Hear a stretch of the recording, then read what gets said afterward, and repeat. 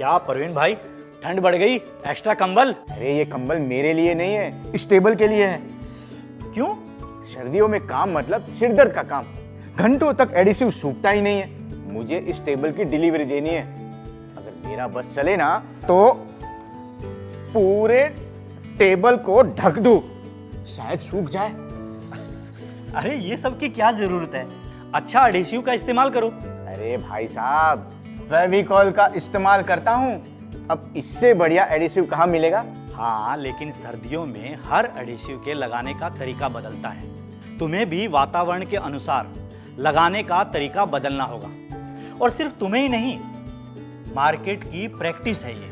Adhesive कोई भी हो, एसएच, मरीन, हाइपर या हाइपर स्टार, सही तरीके से इस्तेमाल करना बहुत जरूरी है। अच्छा, तो उसके लिए क्या करना होगा?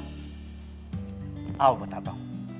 एडहेसिव लगाने से पहले प्लाईवुड की सतह और लेमिनेट के पीछे के हिस्से की सैंडिंग करनी जरूरी है। ओपन टाइम, ट्रिमिंग टाइम और कटिंग के समय का पालन सुझाव के अनुसार करना है, जो कि मौसम पर निर्भर करता है। ये कैसे पता चलेगा? ठंड कम हो तो 1-2 मिनट के लिए एडहेसिव लगाने के बाद खुला रखिए, यानी 1-2 मिनट का ओपन टाइम, और दूसरे दिन काम कीजिए लगभग 24 घंटों के बाद। ज्यादा ठंड हो तो 1-2 मिनट का ओपन टाइम, यानी लगाने के बाद 1-2 मिनट खुला रखिए और 1.5 दिन के बाद काम कीजिए लगभग 36 घंटों के बाद। और बहुत ज्यादा ठंड हो या बारिश हो तो ऐसे में 3-4 मिनट का ओपन टाइम, यानी लगाने के बाद 3-4 मिनट खुला छोड़ दीजिए और 2 दिन के बाद काम कीजिए लगभग 48 घंटों के बाद। समझ गया। इन कटिंग और ट्रिमिंग के टाइम के सुझाव को ध्यान में रखना है। और इसके साथ इन बातों पर भी ध्यान देना है कि दिए गए बारीक दांतों वाले प्लास्टिक स्प्रेडर से ही दोनों सतहों पर एडहेसिव की पतली परत लगानी है। लेमिनेट के टुकड़े और हाइपर के ब्रॉड स्प्रेडर का इस्तेमाल नहीं करना, उनसे ग्लू सही मात्रा में नहीं लगता। अगर वर्टिकल सतह पर लगा रहे हो तो प्लाईवुड की पट्टी पे कपड़ा लगा के अच्छे से जोर से दबाव डालना है। इससे दोनों सतहों के बीच फंसी हुई हवा निकल जाएगी और लेमिनेट प्लाईवुड से अच्छे से जुड़ जाएगा।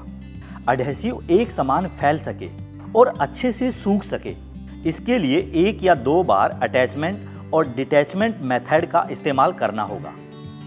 समझ गया, हो जाएगा। ये भी याद रखो, वर्टिकल लेमिनेट लगाना हो तो उसकी चौड़ाई 2 फीट से ज्यादा नहीं होनी चाहिए और 2 लेमिनेट के बीच में 2 mm का गैप भी होना चाहिए।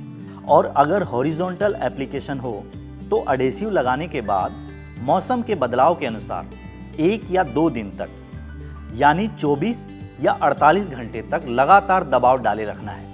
ये तो बहुत बढ़िया है। अब से मैं इन बातों का ध्यान रखूंगा। अरे भाई, इतनी भी जल्दी नहीं, और भी बहुत सारी बातें हैं जो ध्यान में रखनी है। जैसे कि प्लाई पर लेमिनेट चिपकाने के बाद कोइन टैपिंग टेस्ट करना बहुत जरूरी है। क्यों? ताकि पता चले कि लेमिनेट अच्छे से चिपका है कि नहीं और जोड़ बराबर से कांटेक्ट में है कि नहीं, वो भी मालूम पड़ सके।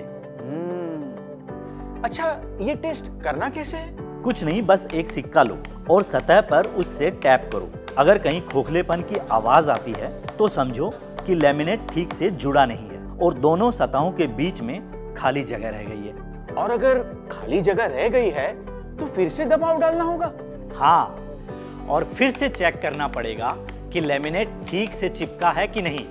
एक और बात, अगर तापमान 12 डिग्री से कम हो या बारिश ज्यादा हो या धुंध या बर्फ और ठंड, तो ड्राइंग के लिए हीटर या हैलोजन लैंप का इस्तेमाल करना। क्यों? क्योंकि इसे रूम और सतह का तापमान बढ़ाने में मदद मिलेगी। ग्लू भी जल्दी सूखेगा और काम भी जल्दी खत्म होगा। समझ गया। अब से सर्दियों में फेविकॉल के साथ साथ उसे लगाने का सही तरीका भी इस्तेमाल करूंगा। सर्दियों में फेविकॉल लगाने का सही तरीका अपनाइए और बेस्ट रिजल्ट पाइए।